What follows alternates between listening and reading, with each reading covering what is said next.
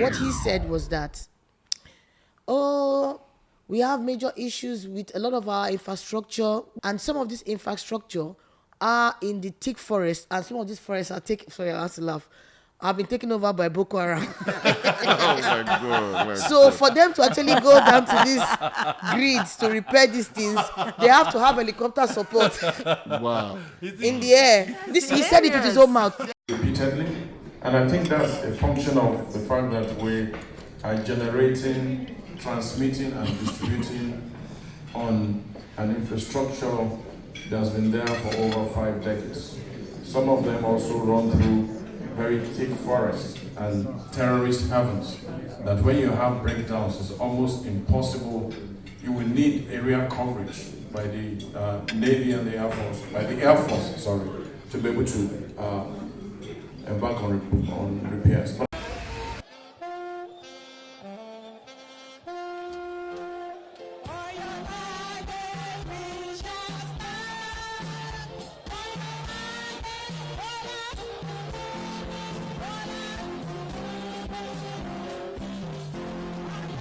A WhatsApp message and good morning and sent me the video which you're watching right now.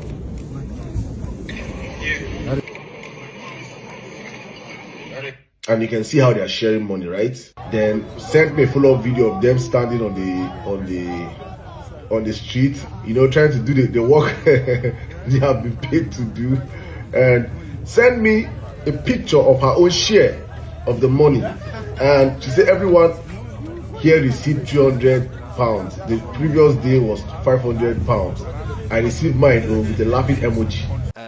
They are Nigerians that were singing on your mandate we shall stand. Isn't it about time that maybe we should start agreeing that a majority of Nigerians are pursuing a personal agenda? True. You know, even if, you know, no matter who, you know, when we are up against ourselves. Yeah. Okay. The UK and Nigeria have signed a new agreement to speed up the return of Nigerians with no legal rights to stay in the UK. This covers people like failed asylum seekers, visa overstayers, Nigerians convicted of crimes in the UK. Before this deal, the UK often had to wait weeks or months for Nigeria to issue emergency travel documents before a person could be removed. Now, Nigeria will accept UK's letters as official UK immigration documents without needing full passports first. This should speed up returns significantly. Nigeria has clarified the deal only applies to Nigerian citizens. It does not require Nigeria to take non-Nigerians, and the UK cannot send people to Nigeria who are not Nigerians. Returns happens only after proper identity verification. So this is the part where I said that man woke me up. He said it's easy to deport people. Yeah, I'd like you to dissect. Let Margaret first, because Margaret's been waiting for this part. Margaret. Yes. No, I read all that, yes. And the people they said it does not people that doesn't have it covers people like failed asylum seekers, visa overstayers, and Nigerians convicted of crimes in the UK. Now, unless we're missing something, I don't think this is particularly significant to just Nigerians. I don't know, unless we're missing something. So, anybody has a problem with this? No, if they are going to return people back to Nigeria, they should be Nigerians. I don't think they will return people non-Nigerians to Nigeria. But I don't. My concern about that is, what system do we have in place? You can't just go and sign document that these people fasting their return to Nigeria. Right. So you're going to make Nigeria more hungry? I agree with you on All that. these people are going home. Have you done facilities, system in place to integrate these people into the society? Okay. And why do they come without document? You think people only go without document when they are desperate, when they are in search of stability or opportunity. They're not just average Nigerians don't go out without documents. these days now, the profile of people jackpotting will surprise you. I think they're doing better than us here, but they still prefer to jackpot. You understand? But let me ask you, the jackpot people. The jackpot people, some people. What do you have in place for these people going back home? I agree, because their track record is not good. But which one concerns you more? Is it this deal, or the fact that even the deal signed is all going to benefit only Lagos? Has Lagos not had enough? If I may say it that way. Edwin, you can talk. Yes, Ivy? Absolutely. It's all Lagos-centric. And they kept on talking a lot about Lagos too, because one of the things that worked in Bola Ahmed Tinubu's favor was the Lagos model and how he managed Lagos. And Lagos became very successful. And they were trying to do that for the whole of Nigeria now. But it just looks like it's all about a lot of lobbying. And I didn't get to see a lot of our southern governors also advocating for themselves. So a lot of the governors who showed up, you could tell that it was all about sycophancy. Yeah. Who could come to London, who could mingle with, the big boys here in the UK. Because, they meet themselves more. You are more likely to meet somebody here than you are to meet them in Nigeria. Yes. Or to have access to Sheyi Tinubu. So it feels like if you wanted to get a good deal for your state, you had to be out here campaigning, canvassing, and you having all those midnight discussions. And I didn't quite see a lot of Southeastern representation here. So it just feels like, yes, a lot of it is very Lagos-centric, but we also from the South have to do a lot to make sure that we are also channeling resources to our state. And we have to play the game the way it is. It's a game, pretty much. I agree. Edwin, you see, just like IBS said, you think we need to be screaming from diaspora that Nigeria is not just Lagos? Right, we should be screaming for that. Well, one of the governors that came from the South, I can't remember the governor of which state now, he came in here and he was saying that the coming to London was a waste because of the deed that was signed. Yeah. We were thinking that it was the deep sub at One, that in Tats River State, that we will actually be invested on either only on the one in Calabar. Yeah. That ought to be the ports. Yeah, but when they came here, they just came for nothing. They came with the belief that the deal will benefit other states, other places. Yeah. Like during the last governor of this state, Governor Obaseki, we were talking about Gele Gele. Yes. Before they get approval, so they can get everything done to where they are now. Yeah. Everything is actually approved to build the Gele Gele seaport there. But they frustrated that man to get to that point. They get that.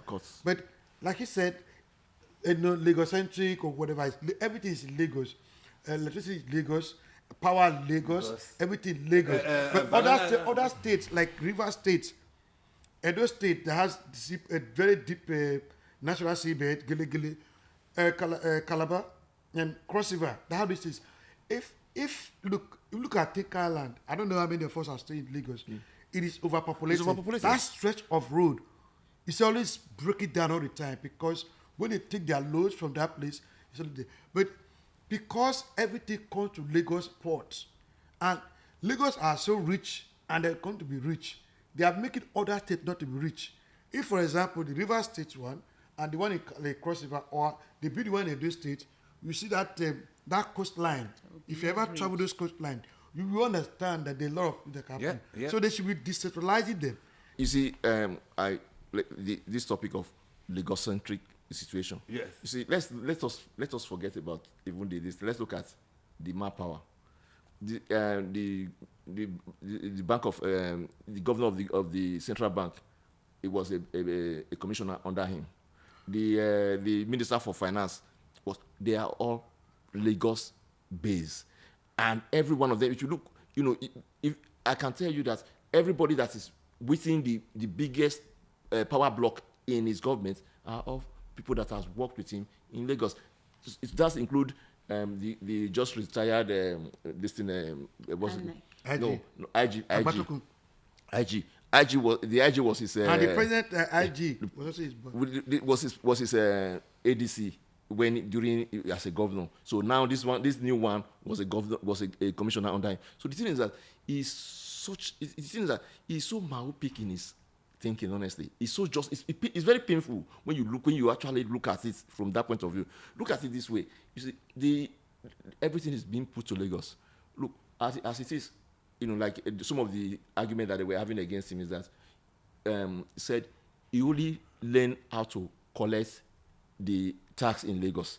And that was, when we say he did something in Lagos, the only thing he did in Lagos was all those buildings were already there, but he now, collecting the tax and then making sure that he collect the money, and that's what he has done. That's what has helped Lagos. So now, you see, we're talking. I'm glad Igwe is aware of that when we talk about the Gele seaport, the fight that they had to fight to get the paper. Some of them, and he was the one. Then he was the president. He was the one that was there overseeing the fact that this thing should not happen because he wants Lagos to, he wants Lagos to go up, whereas the other states are impoverished. It is Lagoscentric. That is an established fact. I like this point, and let me ask Margaret this question. Margaret, you think, are we at the stage now where everybody's working for, it's a deliberate attempt to uplift Lagos over other states in Nigeria? Is it an attempt? Because he said it, Tinubu has come here to sign a deal, only Lagos. Yeah. The only thing for the other states is they are going to deport people from the other states. That's the only thing. That is what it looks like. Yeah. And that is what it is. Lagoscentric. Yes. Because what's there for Edo State and other states? There's ports in other states that need development. Yeah. They're across the but they've not mentioned it. They don't mention it. Gele has not even. If you ever visit that place, at times those of us in diaspora, even those in Nigeria, try to visit other states in Nigeria. We don't see it. Most of us don't visit. They don't understand these things. When you see these things, and you see they're wasting away. The honest seaport, if Warri used to have a port. Yes, Warri used to have a port. Massive. Yeah. Warri used to have a port. And they should be talking about reviving. Well, because of time. And that leads me to the other question that I'd asked to at the press briefing, which was that I don't know if you're all aware, but I was looking at the stats and I saw that the Nigerian population is bound to increase to 400 million plus in the next 25 years, from 200 and something right now. So I said, given the population explosion, what are you doing to create stable systems, infrastructure, to ensure that as we have these young people coming up, that there is going to be work for them? Because all of them cannot be in Lagos. It's not possible. It will sink. So and right now, majority of our population, I think from 40 and below, it's about 70% of our population in that age range. And majority of them are underemployed or unemployed, as it is. So we are in trouble if you're not thinking about developing Nigeria as a whole. It has to be a Nigerian project, not just a Lagos and Abuja project. And what the Honorable Minister of Solid Minerals said, I think it's Dr. Aleke, was that his own ministry, which is Solid Minerals, is ensuring that they improve the way that companies get licenses to extract our resources. Obviously, as we know, lithium is now big in the world because of electric cars, and Nigeria has a huge deposit of lithium. But the thing is that a lot of these companies have been coming into Nigeria, sneaking through the back, creating chaos with Boko Haram, and then shipping these raw materials out of Nigeria and producing them outside. So what he's then done is that they're trying to improve security and also stopping companies from extracting the raw materials, making sure that we are refining those products in Nigeria. So I said, so where is the evidence? Where are the manufacturing companies? Where are they in Maiduguri? Where are they in Kaduna? Where are they in Port Harcourt? Where are they in Imo State? Where are they in Anambra State? What is the proof that you're actually doing this? They said, then they started saying a lot of these things are seeds that will germinate. We need to give it time. If you look 4 years, 5 years from now, we'll see the fruit of all the things that they are. I'm not saying anything. Sometimes talk about population, even when you spoke to the minister. I think Nigeria should start thinking about birth control. Because it's if we want to be truthful, we don't have the facilities to even cater for when we had 50 million, when we had 100 million, because and now we're growing. our generation has failed Nigerians. Yeah. Let us be look No, here. not our generation. It's the generation before us, actually. They are the ones that actually they're actually before us anyway. There's the generation before us. I don't want to be. Let us not sugarcoat it at all. The Tinubu'S, Let's not sugarcoat it. Tinubu, Where I stayed, I grew up in the barrack. From the barrack with this system, even the barrack is not expanding. No. They are not building don't new have a plan for houses. The government, they know these things. All they are building themselves, are building their self-empire. I'm worried. So what my worry is that rather than giving an excuse, government is there for those who cannot help themselves. Let me give you something what Nigerians at home are saying, and I will let the ladies respond to this. It says a comment. Nigerians in the UK dropped the ball big time in this occasion by allowing Tinubu's visit to go through without even a one-man placard protest, which tells a sad and disappointing story about Nigerians in diaspora and how indisposed they are to the struggle to recover our stolen mandate. I want to put that to you. Let me quickly say what my friend in America wrote in our group, my old guest school group. Yeah. She said, "Shame to you all in the UK. You met her when she came for my birthday, when she came from America. Say, shame to you all. So you couldn't protest. That guy came over." I said, who knows? I didn't even know he was here. I saw pictures, you know. So people back home, we didn't know. This thing was rushed. We were cut off intentionally so that nobody will hold any placard or ask questions. So there was no time for mobilization to mobilize. Yeah, that was what happened. This is not our fault. And to be honest, if you found your way to, when they went to the Tates, it was on Thursday, the 19th, before he went back to Nigeria. When I wasn't there, but from the pictures and videos I saw, they were ready for anybody that came to do any protest. All the APC squad, the Renewed Hope, people, they were all positioned across the road. And that was the whole point of the paid actors, was to block out any noise. Even the media itself was so controlled that it was mostly their media, their approved media that was around it. So even if there was anybody that went on there, it was going to be very difficult for them to get airtime. So it's possible that there might be a few parties that were probably protesting in tight corner, but trust me when I say that they would have been muzzled out of that place ASAP. It was really people actually went out in Windsor. People went. I saw, placards, right? Yeah, with placards. I saw.